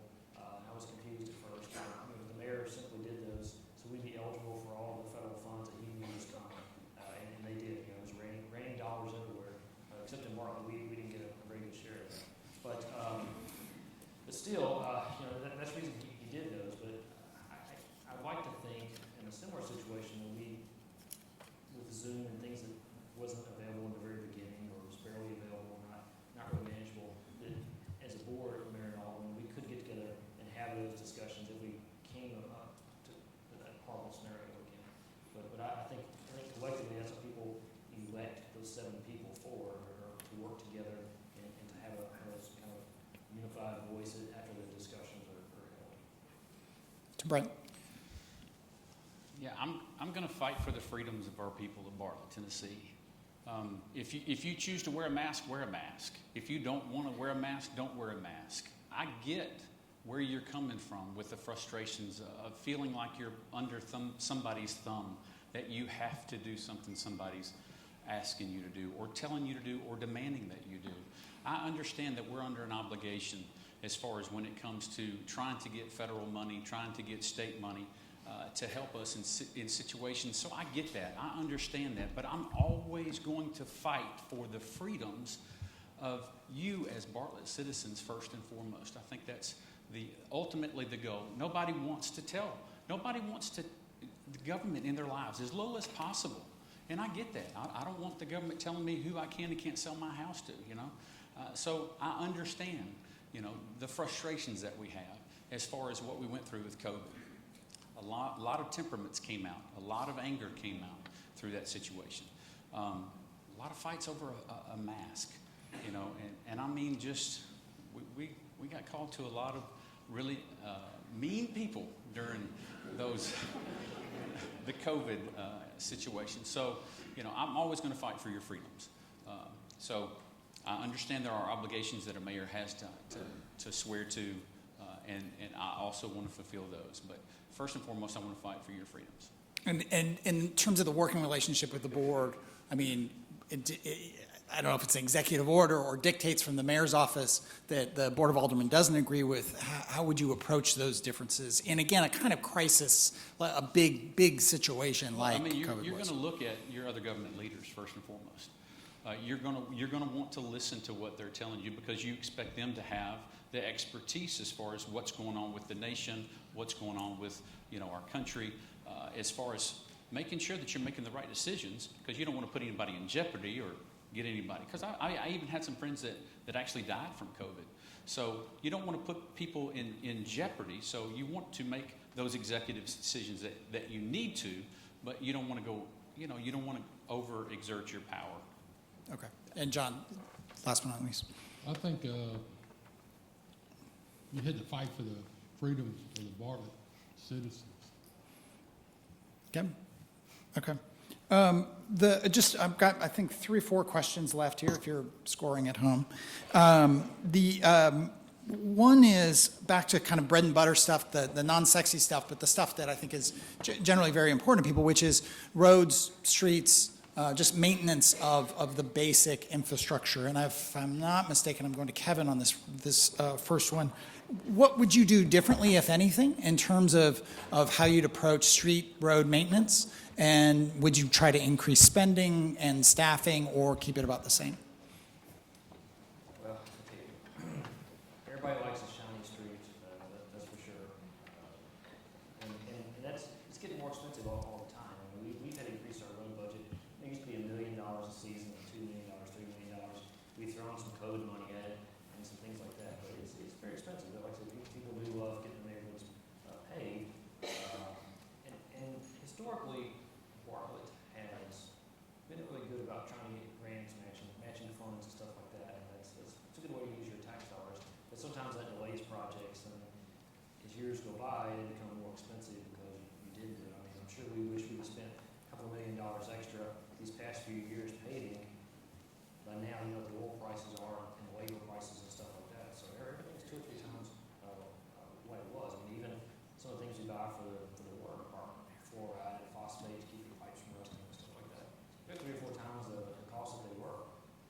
So everything's getting more expensive. But, we do need to keep looking at these federal and state matching funds and dollars, any kind of projects we can get hold of. It's been great because that has gotten us a lot of the bike trails that you see on the side of the road. I don't know if you all bike or not, but that's where that comes from. That's the process. So, but as time goes on, as our infrastructure ages, we will have to be spending more and more money on things like that. And he told me he wasn't going to walk away. Oh, I missed it. God darn it. Play it back one more time, like you didn't say it. So, I'm sorry. I'm not taking it personal. It just happened the last time or two. So apparently I was down the rabbit hole. But anyway, so yeah, that's something we're going to have to look at. Infrastructure is very, very important. It's something I've talked about a lot because that's one of the things that makes our city a city is having good infrastructure. But it does come with the cost, and we just need to keep being creative with how we fund those things. Apologies. That's okay. And walk with them when we're in. We all drive the same streets every day. Well, but to be fair, I'm not voting. I mean, they're the ones voting. So, that's in my defense. So I apologize for having to do something. Go, Brent. No, we all drive the same streets every day. It's, as far as what I do for a living, I drive them all the time. So I see the needs for, the paving issue. In meeting with our engineering department just the other day, I was informed that basically, we may apply for a project, just say we're going to pave Elmore Road, right? Well, we apply for it with the state, and it takes TDOT sometimes 5 years. 5 years after we apply for the project to get on board with what we're trying to do as far as paving a road. And we want to use their money because, honestly, they pay 80% compared to we have to just contribute 20% of our taxpayer money. So, we want to wait on them because that's the smart thing to do, but it's frustrating in the waiting because so many of our roads are so bad. Now, we do put aside $3 to $3.5 million every year now to pave our neighborhoods that you see. But a lot of times neighborhoods only get paved once every 20 years. So I hear your frustrations. People have talked to me time and time again about their neighborhood looking like a jigsaw puzzle. My neighborhood streets look like a jigsaw puzzle. I understand. We just have to be patient. Just the waiting process as far as that goes. But we definitely want to take advantage of TDOT and 80% of their funds coming to help. So it's not as expensive on us. And John? I'd probably spend about the same. Okay. No increases, no. No. Okay. And David? I think part of the issue is we annexed a lot of subdivisions that was developed in the county, that when we took them in, there was a lot of those roads wasn't up to par and had been maintained, that we've been having to take care of those. And in 2011, we moved the way we fund, the way we do our roads. So in 2011, we funded them out of the CIP budget.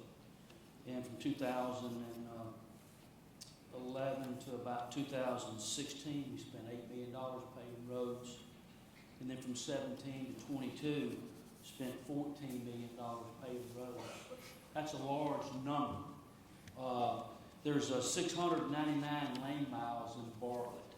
We just got through letting a contract for $1.8 million, and it did 7.69 miles. So if you look at $1.8 million and 7.69 miles that it paid, and the amount of lane miles that are in Bartlett, it's just a drop in it's just a drop in a bucket. Not all the roads are in need of repair of that, but if the last number that I've got from our engineering department is about $233,766 per lane mile. One of my ideas is that we look into each year we send our engineering department out to do an analysis on all the roads, and they grade them A, B, and C, D, so forth, and that's how these roads get moved to a priority. I'm told that there's new equipment around now that rather than men manually going and doing something, that they drive over the pavement and they test the soundness of it and give you a much more detailed report. I'll be willing as your mayor to look at the effectiveness of doing a machine like that that's looking a little more in depth and not having to do so much visually than what we're doing now. But that is a part of our CIP budget, which means we have to go to the bond market and get bonds to pay for those things, which is expensive, and at the end of the day, we're all paying for them. Hopefully that asphalt prices will be coming down, which is, I think, is a wish in a bucket, but it's very expensive to do, as you can see. Okay. I'm going to do this as last question, and then I'm going to give everybody a 1 minute. Can we do this off the cuff? 1 minute closing statement after I do this last question. Also from the crowd, handwritten, but I can read it. And I'll alter it just slightly. What would who am I starting with? I'm starting with Brent. What would your wife say is your greatest weakness?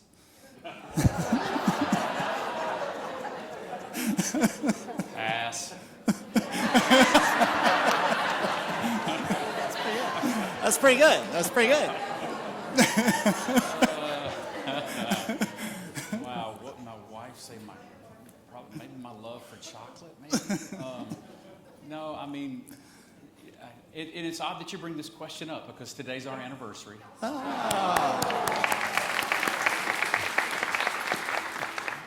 So, but we are headed to Nashville right after we get through with this. So we need to wrap this on up. No, I honestly, I couldn't tell you what she would say. I know, in being with her all these years, she's been just my rock. She's been my support system. I love her dearly, and I just look forward to spending a day off with her. We're going to the Dove Awards in Nashville, so looking forward to doing that. Never done that before, but always wanted to. But as far as my weakness, maybe I get a little temperamental every now and then. But she's loved me through it all, and so just glad to celebrate this day with her today. John. I think I'll pass on that question. You sure? All right. Okay. David. Well, my wife and I have been married 38 years, and again, she's always my strongest encourager, and it just, the Lord said that when you find a wife, you find a good thing, and I found a good wife, and I think if there's one thing she tells me would be my weakness, you just need to slow down and don't work so hard. Okay. Spend time with her. Well, this job will be easy for that then. So, yeah. Kevin. Well, it's been various weaknesses over the years, bringing dogs home, stuff like that. And also, she does say I study stuff too long. Just do it. They got to tell you telling you every 6 months to fix something. I mean, that's it takes a while to figure out if you're really gonna fix that hand or whatever. But I'm studying it. So yeah, I'd say that's what it is. But I do like to have like a sponge, and I like to get all the input I can. So that is my weakness sometimes. Okay. And like I said, we're going to go off script a little bit and just do a 1 minute, give or take, closing statement if you have something that we didn't get to or you want to reinforce. Go ahead. Starting with you, John. Come out and vote. Come out and vote. Okay. And as I said at the beginning, October 19th, early voting start, and November 18th is Election Day. And David? Get out and vote. I grew up here in Bartlett, graduated Bartlett High School here, raised my family here. I've had a business here for 30 plus years, built many of your homes and contracted around the area. And Bartlett is my hometown, it's my heart. I've served in many leadership roles. I've served as your vice mayor, and I'm asking you to let me to serve as your mayor. I think Bartlett is at a crossroads. You need someone who is a hometown individual, who has the experience necessary to lead our city going forward. And Kevin.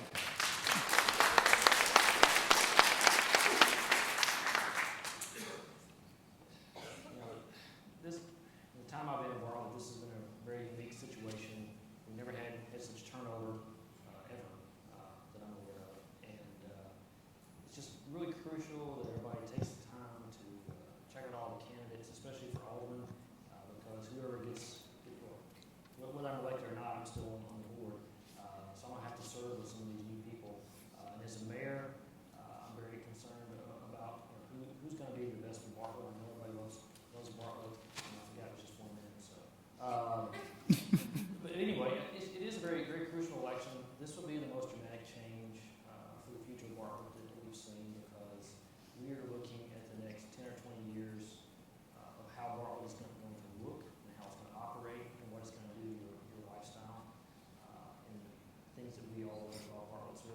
cautious on the choices that we make. Thank you. All right, thank you.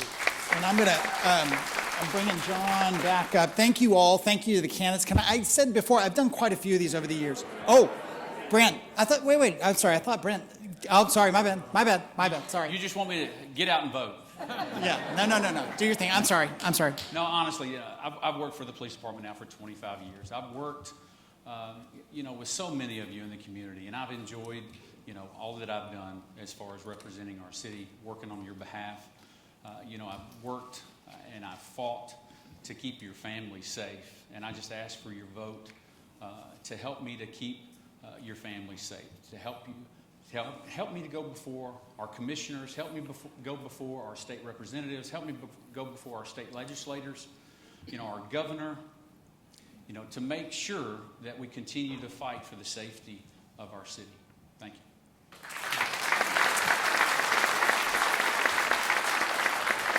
And I'm sorry, but I just wanted you to be able to get on with your anniversary. Thank you. I was going to say I've done a lot of these, and normally there is, I got to tell you, to put it lightly, palpable tension on stage among candidates, and there isn't. And I think that speaks well of these people. I think it speaks well of you all.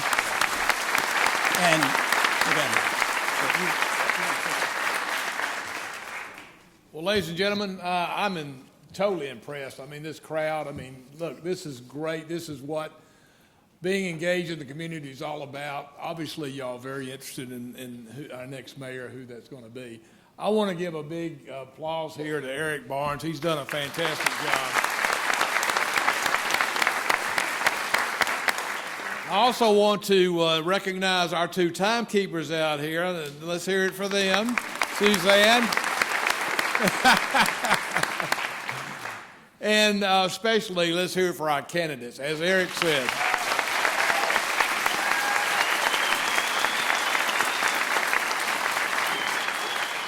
So, ladies and gentlemen, that's it for tonight. Thank you so much for coming, and go vote. Thank you.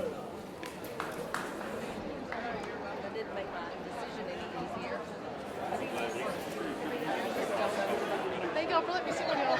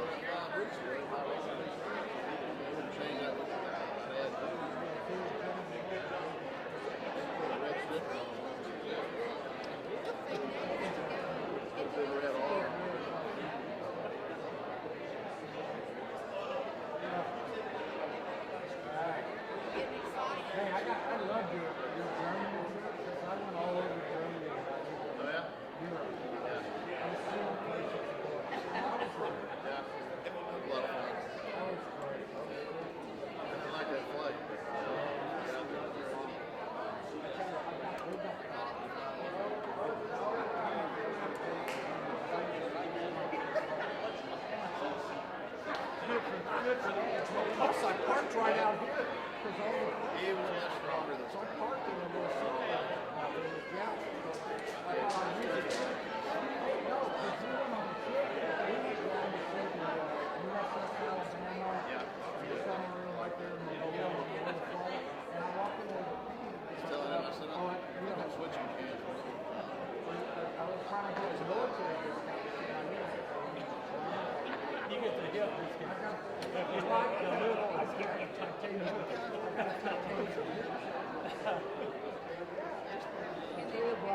I sure will.